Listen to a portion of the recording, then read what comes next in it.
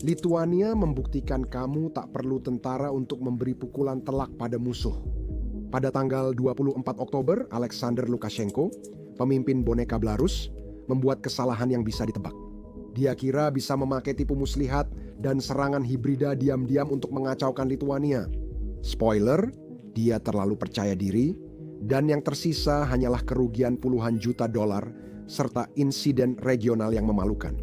Hari ini, kita akan membahas bagaimana sebuah negara kecil anggota NATO mengubah penutupan perbatasan sederhana menjadi kemenangan strategis besar yang secara permanen mengubah peta keamanan Eropa. Untuk memahami alasan Lituania menutup perbatasan, kita perlu melihat geografi, sejarah, dan pentingnya negara kecil ini. Jadi begini, Lituania berada di persimpangan antara dua dunia yang berbeda, bisa dibilang seperti itu. Di barat ada NATO dan Uni Eropa, di timur Belarus. Di sebelah utara terdapat Kaliningrad, sebuah pos militer Rusia yang dipenuhi dengan rudal dan pasukan. Lokasi yang menarik ini membuat Lituania menjadi salah satu negara paling strategis, namun juga paling rentan di Eropa. Ini seperti pedang bermata dua. Bagi orang Lituania, berada di sini di peta bukan sekadar soal lokasi. Ini adalah pola pikir. Apa maksud saya? Nah, tinggal di garis depan NATO pada dasarnya berarti mempersiapkan diri untuk ketegangan sebagai bagian dari kehidupan sehari-hari. Lituania sadar jika terjadi konflik Rusia dan Barat, mereka akan terdampak lebih dulu. Suka tidak suka, mereka jadi garis pertahanan pertama.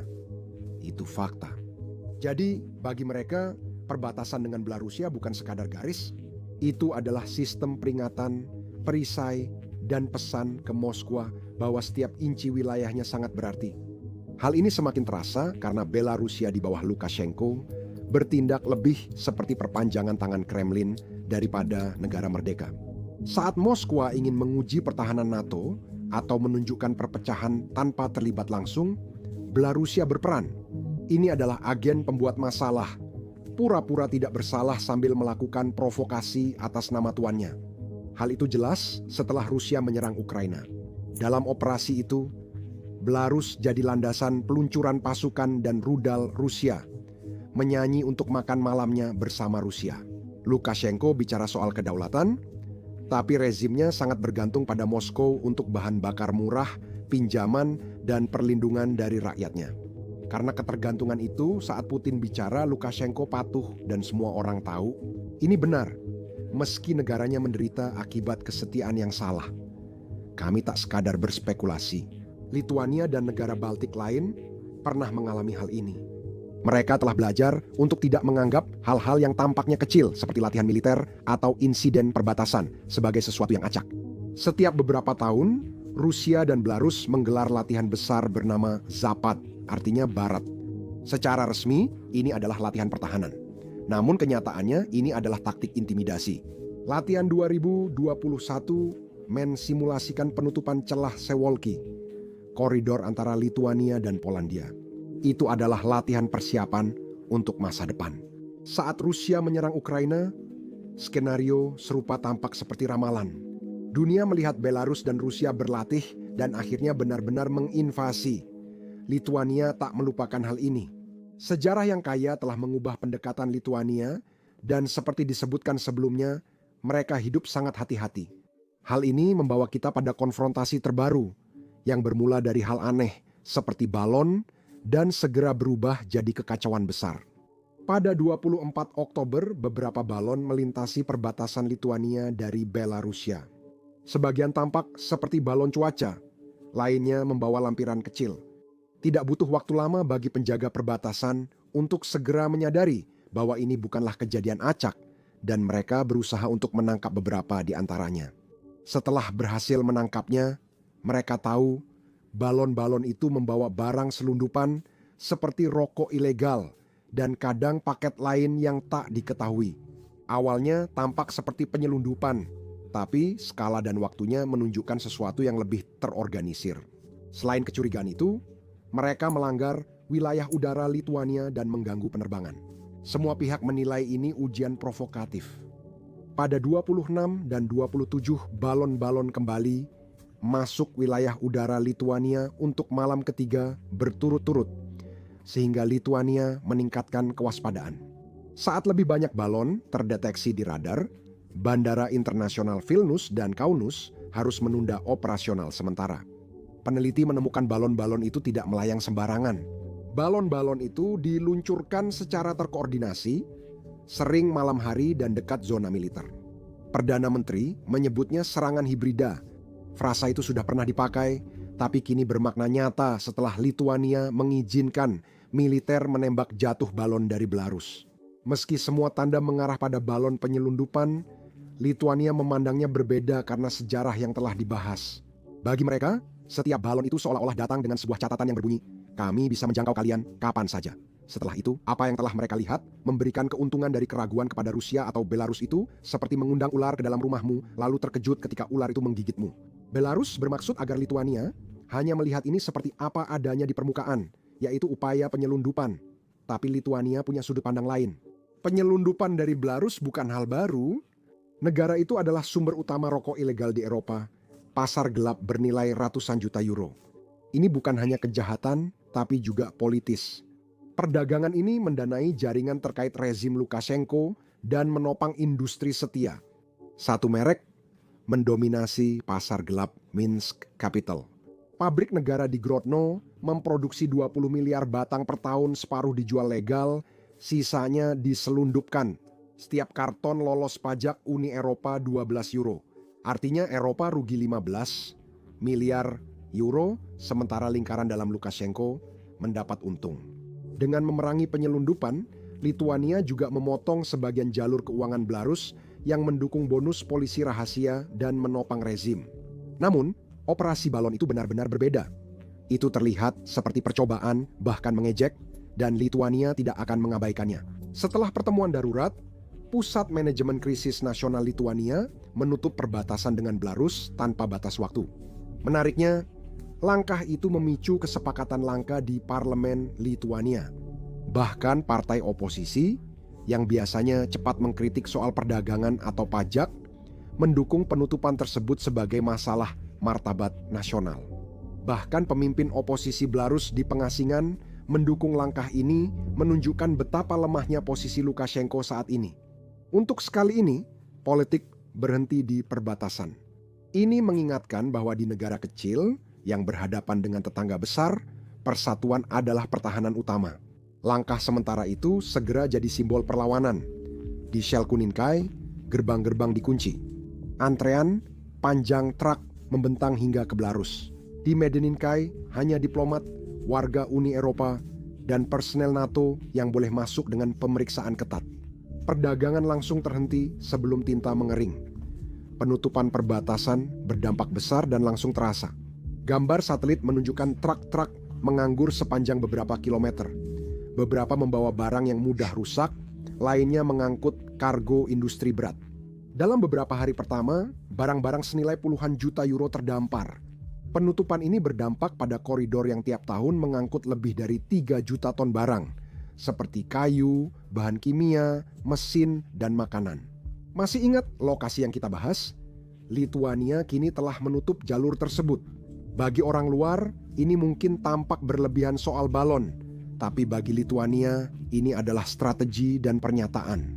Trik lama, penyelundupan, intimidasi, dan aksi hibrida tak akan lagi dibiarkan tanpa respons. Seperti yang Anda bayangkan, Lukashenko merespons dengan emosional. Dia melarang truk Lituania dan Polandia masuk wilayah itu, berharap ini lebih merugikan Lituania. Tapi rencana itu malah menjadi bumerang. Belarus bergantung pada jalur Lituania ke laut, terutama pelabuhan Kalipita, yang menangani hampir 30% kargo luar negerinya. Dengan jalan yang ditutup, ekspor Belarus menumpuk, pabrik pupuk melewatkan jadwal pengiriman, ekspor kayu membeku. Dan beberapa perusahaan logistik melaporkan kerugian melebihi 12 juta euro hanya dalam 1 minggu. Apa yang awalnya hanya aksi balon kini menjadi luka ekonomi. Dan ya, biaya ekonomi ini sangat terasa. Dalam minggu pertama, sekitar 2.000 truk terdampar. Analis perdagangan memperkirakan gangguan lebih dari 50 juta euro dalam 2 minggu karena 40% koneksi angkutan barang Lituania ke Belarus terhenti. Kota perbatasan pertama merasakan dampak beruntun. Toko, stasiun bahan bakar, dan depo logistik di dekat Medeninkai, Shelkeninkai kehilangan bisnis dalam semalam.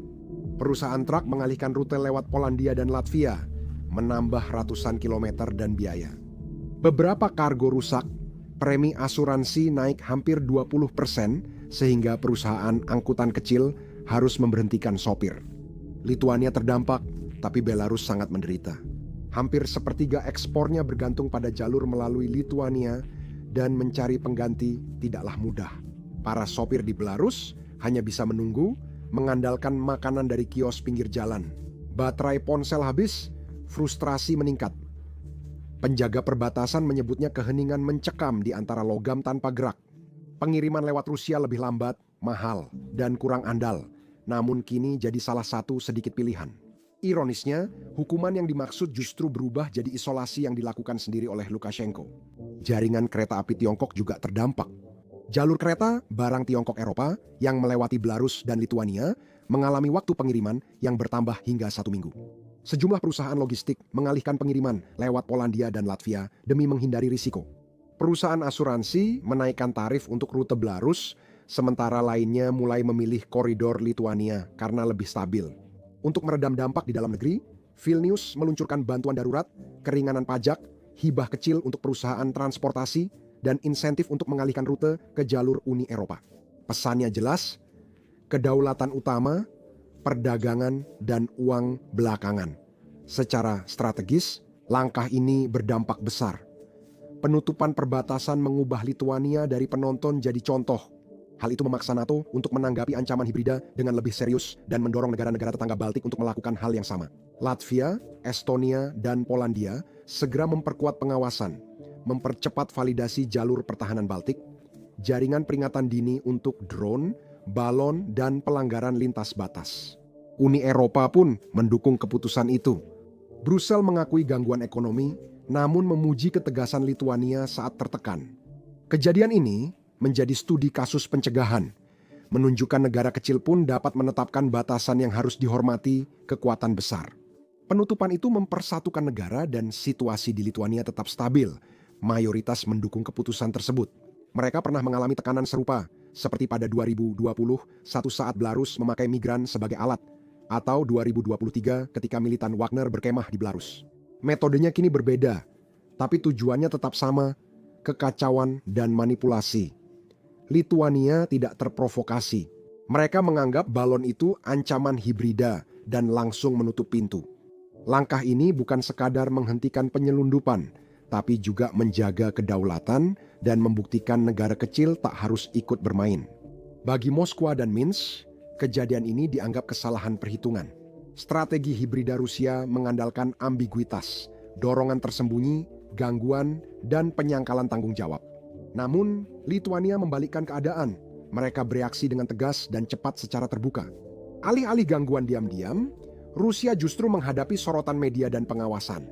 Taktik itu malah jadi bumerang, karena setiap balon, truk tertunda, dan penyeberangan yang diblokir menunjukkan keterlibatan Belarusia dan secara tidak langsung campur tangan Rusia. Ketergantungan Lukashenko makin jelas bagi rakyatnya. Secara internasional, Belarusia terlihat kurang, seperti aktor independen dan lebih seperti pion yang ceroboh. Dampak simbolisnya sangat besar. Perang hibrida hanya berhasil saat korban ragu. Lituania tidak demikian. Satu keputusan untuk menutup perbatasannya itu mengirimkan pesan yang bergema ke setiap ibu kota di kawasan. Jika kalian menekan, kami akan melawan lebih keras. Itu juga menunjukkan batas Rusia. Dengan pasukannya terjebak di Ukraina dan sanksi berat, Moskwa tak mampu membuka front baru. Lituania, anggota kecil namun tegas NATO, memaksa Rusia bersikap defensif. Kini, setiap provokasi gagal bisa menambah malu. Penutupan perbatasan bukan sekadar keamanan, tapi juga deklarasi kemerdekaan dari intimidasi. Ada biaya ekonomi, tapi itu memberi kredibilitas strategis. Beberapa balon justru mengungkap hal lebih besar, kekuatan tekad. Lituania menunjukkan bahwa dalam geopolitik modern, keberanian bisa sama mengganggunya dengan konflik dan terkadang jauh lebih efektif. Meski menutup perbatasan meredakan ancaman, itu juga membuka babak baru cerita ini. Lituania menetapkan batas tegas, kini dunia menanti seberapa lama mereka dapat mempertahankannya dan bagaimana Rusia serta Belarus akan merespons. Jadi pertanyaan besar pertama adalah, apakah penutupan ini akan tetap diberlakukan atau akan dilonggarkan? Hingga November, penutupan masih berlangsung tanpa tanggal buka yang jelas. Penutupan ini bisa berlangsung hingga 2026 jika Belarus terus memprovokasi, membuat Minsk terpojok. Jika Lukashenko mundur, dia akan terlihat lemah. Jika dia terus melawan, ekonominya akan menderita. Setiap minggu gerbang tetap terkunci, ribuan truk menganggur, muatan membusuk, dan jalur perdagangan harus memutar. Lituania tahu ini. Penutupan singkat tampak seperti reaksi, sedangkan penutupan lama memberi pesan. Negara itu tak akan kompromi soal kedaulatan. Bagi Belarus, situasi ini sangat menekan. Lukashenko bisa membalas dengan memblokir lebih banyak truk, memperlambat bea cukai, atau mengganggu logistik Lituania. Dia juga bisa memilih jalur digital, seperti kampanye berita palsu, phishing, dan serangan siber untuk menimbulkan kekacauan. Namun, cara ini kurang efektif karena Vilnius sudah siap menghadapinya. Tahun ini, Lituania menjadi anggota penuh Pusat Pertahanan Siber NATO, sehingga mendapatkan akses langsung ke keahlian kolektif dan intelijen bersama. Langkah itu memberinya kekuatan lebih besar dari sebelumnya untuk menghadapi ancaman digital. Oktober, sektor angkutan Lituania tertekan akibat penutupan perbatasan dan dugaan penyelidikan siber. Meski sebagian besar diblokir, dampak ekonominya tetap terasa. Belarus, yang sangat bergantung pada pelabuhan Klaipėda, mendapati dirinya terpojok, didorong terlalu jauh, dan hal ini berisiko menakuti para investor serta memicu kerusuhan. Di Grodno, desas-desus tentang keterlambatan gaji sudah mulai menimbulkan kegelisahan di kalangan para pekerja pabrik. Rusia mengamati dari balik layar, menghitung langkah selanjutnya. Moskow dapat menekan Belarus menjaga ketegangan tinggi atau menguji Lituania lewat serangan siber dan disinformasi. Namun pilihannya makin terbatas.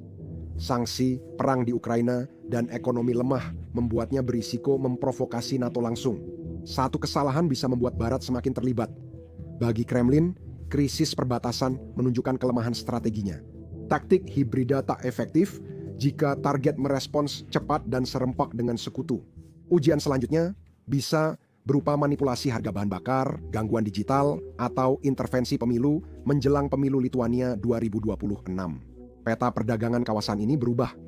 Jika perbatasan tetap tutup, kargo dialihkan lewat Polandia, Latvia, dan Finlandia. Otoritas Pelabuhan Klaipėda memprediksi lalu lintas naik 15% di 2027 karena perusahaan-perusahaan sepenuhnya melewati Belarus. Tiongkok juga sedang menyesuaikan strateginya. Bagi Beijing, keandalan kini lebih utama daripada harga. Ketidakstabilan jalur Belarus mendorong Tiongkok mencari alternatif. Pada September 2025, Beijing mulai berdiskusi dengan Polandia untuk memperluas pusat rel Małaszewicze sebagai gerbang baru ke Eropa. Ini hanya mempercepatnya. Setiap penyesuaian mengikis kendali Moskwa atas koridor transportasi Eurasia. Negara-negara Baltik belajar bahwa serangan hibrida perlu pencegahan nyata di bidang pertahanan. Penutupan yang dilakukan Lituania menegaskan hal itu dengan sangat jelas. NATO telah memperkuat sayap timurnya dengan sistem pengawasan, pertahanan udara, dan unit respons cepat. Di luar wilayah itu, penutupan ini menunjukkan negara kecil bisa tetap tegas. Finlandia meniru pendekatan Lituania saat meningkatkan patroli drone di perbatasan 1.300 km dengan Rusia. Pesan ini mulai diterima. Jika Anda bertindak dengan jelas dan berpegang pada prinsip Anda, bahkan pemain besar pun harus memperhatikan. Moskow sekarang tahu bahwa negara-negara Baltik dan sekutunya tidak akan begitu saja menerima tekanan. Mereka akan merespons dengan persatuan dan kecepatan. Bulan-bulan ke depan akan menguji kesabaran dan kekuatan Lituania. Bisakah mereka menjaga penutupan, mengelola ekonomi, dan mempertahankan dukungan publik? Sejauh ini, tingkat persetujuan berada di sekitar 68%, meskipun para pelaku usaha di dekat perbatasan mulai merasakan tekanan. Pemerintah mengusulkan koridor perdagangan aman lewat Latvia untuk pergerakan barang terbatas yang diawasi sambil tetap menutup jalur utama. Di Eropa, pelajaran ini mulai dipahami. Perang hibrida tak butuh tank atau tentara untuk berbahaya, juga tak perlu pasukan untuk dihentikan. Lituania membuktikan bahwa kejelasan dan keberanian dapat menghalangi bahkan ancaman yang paling tidak konvensional sekalipun. Seiring waktu berjalan, kisah ini masih jauh dari selesai. Akankah Lituania perpanjang penutupan? Apakah Belarus akan makin menekan? Apakah Rusia akan ubah taktik lagi? Jawabannya akan membentuk bukan hanya perdagangan atau keamanan, tetapi juga bagaimana negara-negara kecil mempertahankan diri di era di mana setiap perbatasan adalah medan pertempuran potensial. Krisis ini membuktikan kekuatan bukan soal ukuran. Lituania menunjukkan keteguhan dapat mengubah keseimbangan. Dulu hanya beberapa balon melayang, kini jadi cetak biru pertahanan modern dan aturan baru pencegahan. Oke, sebelum kita akhiri, saya ingin jujur tentang sesuatu. YouTube benar-benar tidak suka video seperti ini. Video tentang konflik modern sering didemonetisasi atau dibatasi jika menampilkan rekaman nyata atau pembahasan terbuka. Itu berarti lebih sedikit orang yang bisa menontonnya dan menjadi lebih sulit untuk terus membuat konten seperti ini. Kami sepenuhnya independen, kami tidak menerima dana dari investor, kami tidak menjawab kepada sponsor korporat manapun, dan itulah cara yang ingin kami pertahankan. Namun, kemampuan kami untuk tetap independen sepenuhnya bergantung pada penonton yang menghargai karya ini. Itulah sebabnya baru-baru ini kami meluncurkan Business Basics, platform kami sendiri yang dibuat untuk liputan yang lebih mendalam dan tanpa sensor. Di dalamnya, Anda akan menemukan versi panjang dari video-video kami tanpa batasan apapun. Dokumenter orisinal di luar YouTube, pengarahan dan analisis mendalam. Seperti para ahli yang memang pernah ke sana, komunitas privat tempat anggota bebas berdiskusi soal peristiwa dunia tanpa algoritma yang mengatur apa yang mereka lihat.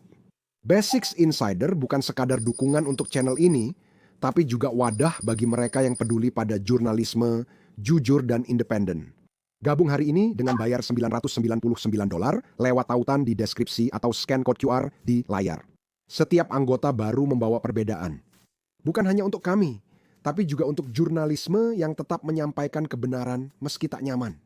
Terima kasih sudah menonton dan telah mendukung media independen. Sampai jumpa di dalam.